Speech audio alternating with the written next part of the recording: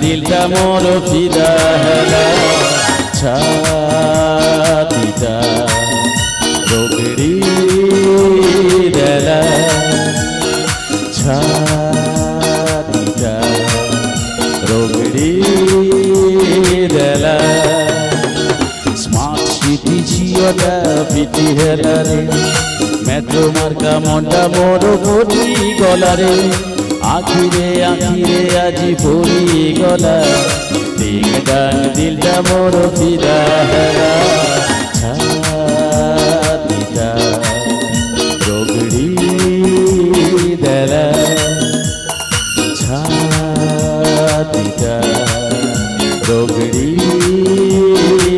দেলা। ভালো লাগলে একটু হাতের তালি হবে দাদা। এরপরে যে বন্ধু তার কোয়ালিটি আরো আলাদা, সে সামনে থেকে ছুটে আসছেন দাদা, তার হাতে ইয়া বড় একটা লাঠি। তবে দাদা লক্ষ্য করে দেখবেন মদ খাবার পরে সবার ছুটার কোয়ালিটি সমান না। সে বন্ধু সামনে থেকে ছুটে আসছে, সে লাঠির ভারেও তার ভগবান যায়। লাঠি ও ঘোষক তো বড় আমি বাবার কে রে তো মার দিবে বেড়ায় ও দাদা বাবারে দাদা আপনি যাকে খুঁজছেন আমি সে না। ভয়ে দাদা এদিকে আসুন। আমি দাদা আপনার হাতে লাঠি। ভয়ে দাদা ভয় পাবেন না, কেউ সাইড দিচ্ছিল না, কমিটির লাঠি পড়ছিল, সেইটা তুলে নিয়ে বসার শম্ভুদার কাছে যাব। আমি অসংখ্য ধন্যবাদ। বলুন দাদা আপনার কি ব্যাপার? ভয়ে দাদা আপনি যে গান গাইছেন আপনি তো পুরো গানের গু। আমি দাদা বলবেন না, একবার আমার একটা মান সম্মান আছে, আমি জি বাংলা থেকে এসেছি, আপনার পিছনে হাজার হাজার দর্শক। ওই না দাদা ছুটে এসছি তো তাই আটকে যাচ্ছে। আমি তাহলে কি বলতে চাইছেন? ওই দাদা আপনি তো পুরো আরে কি ব্যাপারটা বলুন। ওই দাদা আপনি যে গান গাইছেন আপনি তো পুরো গানের গুরুদেব। আমি দাদা আপনি তো আমার আমি ভাবছি কই বকি ব্যাপারাই যা এ দাদা কি ব্যাপার বলুন। ওরে দাদা একটা ভক্তিমূলক গান। আমি দাদা আপনি খেলেও ঠিক আছেন, ভক্তিমূলক গান বলুন দাদা, কোন গানটা গাইব? ভক্তিমূলক গান। ওরে দাদা একটা কাজ করুন, ভক্তিমূলক গান খোকা বাবু যায় লাল জুতো পায়। আয় খোকা বাবু, আমি তো তোমাকে ভালো ভাবছিলি, তুমি সে খোকা বাবু যায় এটা ভক্তি। ওরে দাদা আমি ঠিক আছে গাইবো, কেন তার হাতে লাঠি আছে, যদি মেরে ফাটাফাটি করে না দাদা গাইছি। বন্ধুকে আনন্দ দিলাম, খোকা বাবু যায় লাল জুতো পায়, ভক্তিমূলক গান এইভাবে।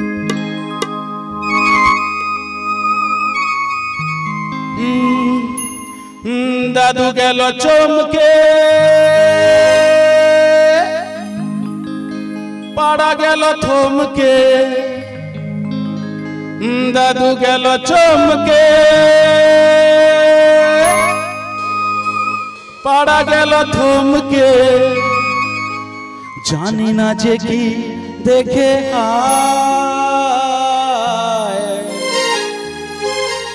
খোকা বাবু যায় লাল জুতো পায়, দিদিরা সব কি মেরে যায়।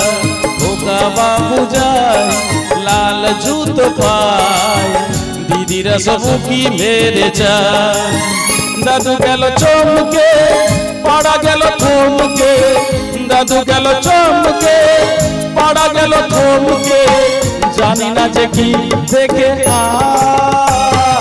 খোকা বাবু যায় লাল জুতো পায়, দিদিরা সব কি মেরে যায়।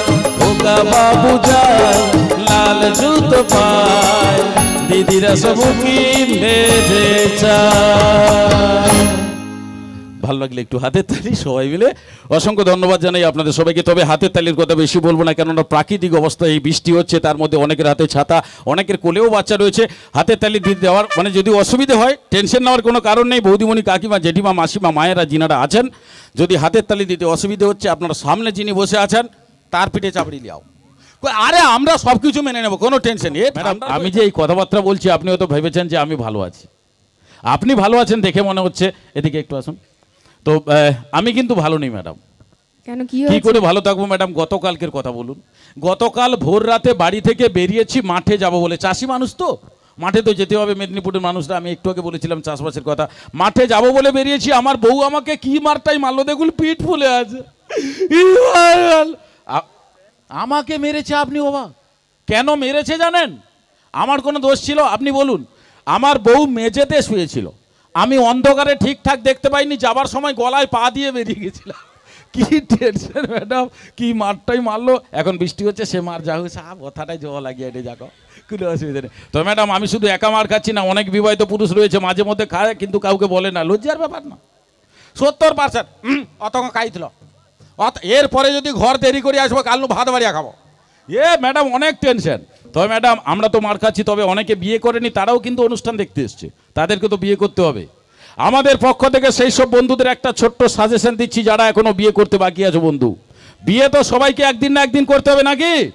হ্যাঁ, ব্যয় না এনে আর কাই যাবো, বেকার জরিমানা আরও দিলে লাভ কি আছে।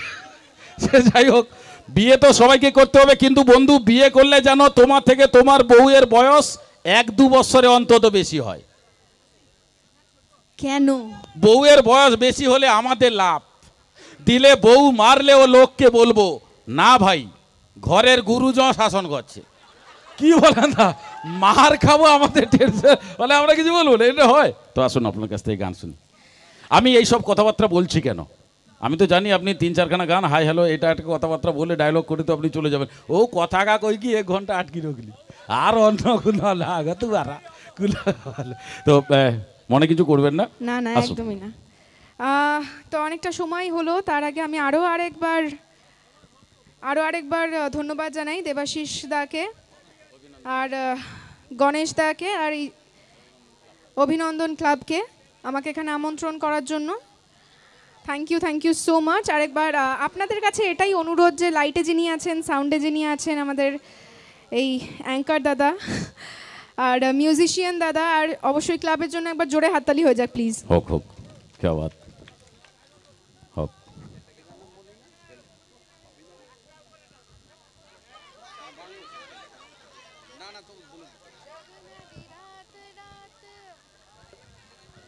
তুমি সে ঘর নু বাড়ি পাই সব বাহিরকে দিও, সে মিউজিশিয়ান ঘর নু বাড়ি পাইছে। আরে এটি তো 3 রকমের ব্যাপার।